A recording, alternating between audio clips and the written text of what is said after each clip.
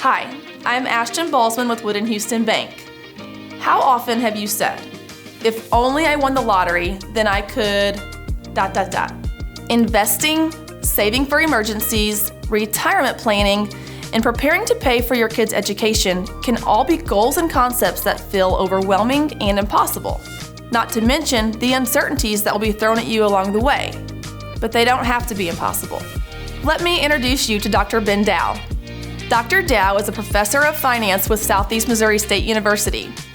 He is here to help you get started on the path to planning for your future without the lottery win. Hi, my name is Ben Dow, and I'm a professor of finance at Southeast Missouri State University, where I've been teaching for over 18 years. They asked me today to talk about financial stability and how to prepare for future uncertainty. So let's start with financial stability.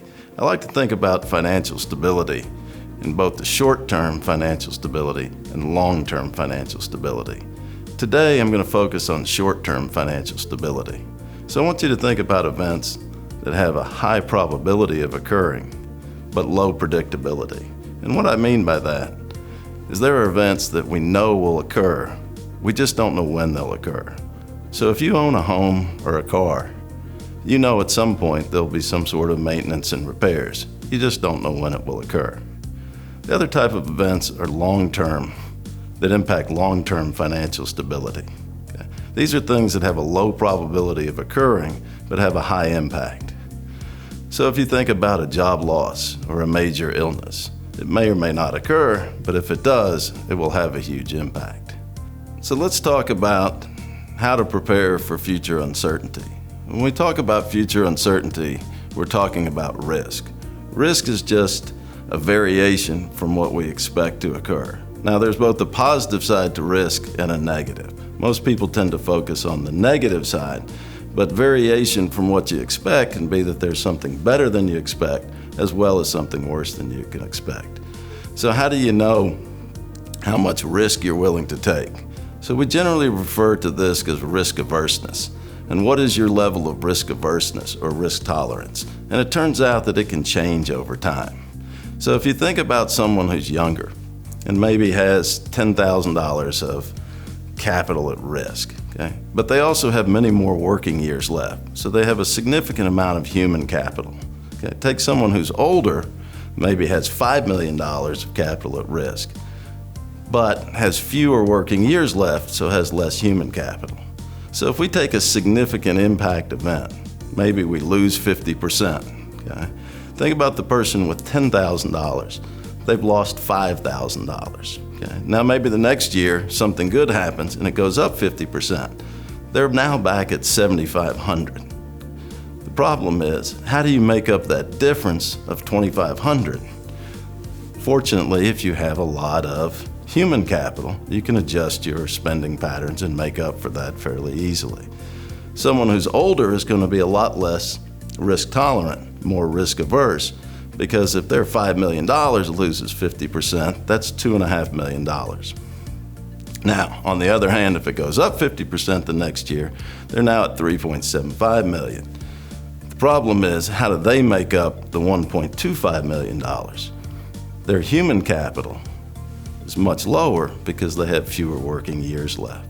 Now, when we talk about reducing risk and reducing volatility, what we'll see is that the reduction in volatility is sometimes more beneficial than a higher return. So if we take another example, suppose we have the possibility of something going up 40% and then down 40% and then up 30%. Okay? Over 3 years, that's an average of 10%. Compare that to something that goes up 10%, down 10%, up 15%. That's an average of about 5%. And if you look and decide which one would be better, it turns out it doesn't matter what your level of risk averseness is. You're actually going to pick the one that has less volatility. Why? Because it's going to end up with more dollar amounts at the end. So if you think about $100 gaining 40%, you're happy and excited, it's $140. Now it loses 40%, you're down to $84. What happens if it goes up 30% the next year? You're somewhere around $109. Now, Think about the other investment. $100 went up 10%, you're at 110, goes down 10%, you're at 99, goes up 15 the following year, you're somewhere around $114. So the end result is a lower average return. That plus 10, minus 10, plus 15 was only a 5% average return, but you ended up with more dollars than the 10% average return that had more volatility. So the question is, as we get older, we really want to be able to reduce volatility. Now, in order to reduce volatility, we need to figure out what increases volatility. Leverage increases volatility. So if we want to reduce volatility, we've got to be careful about the amount of leverage that we're taking on.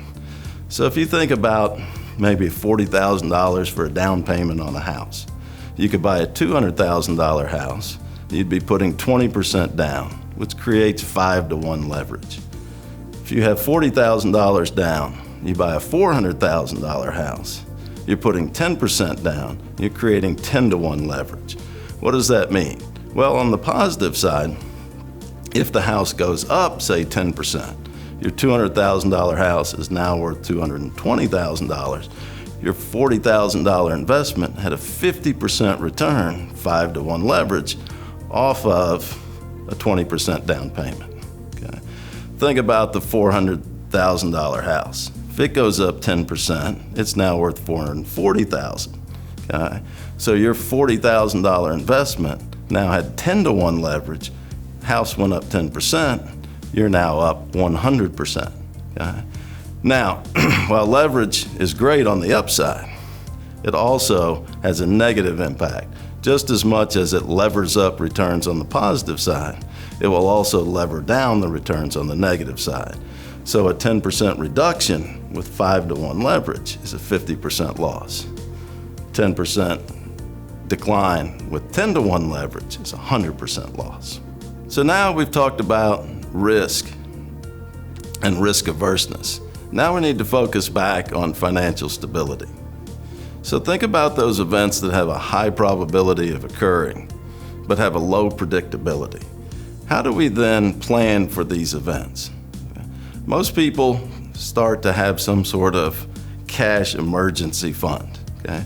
So really the solution to those high probability, low impact events is cash or cash flow.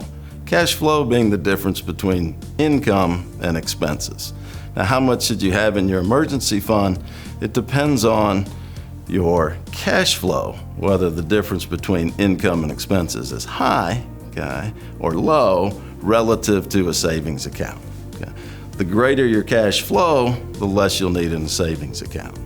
Now let's think about the other type of financial stability in the short term, those low probability, high impact events. How do we plan for those? That's the job loss or major illness. What sort of plan do you have to make it through the next month, 3 months, 6 months, okay, in case one of those happens? And the answer to that usually relies on risk transfer, which most people refer to as insurance, okay, or liquidity.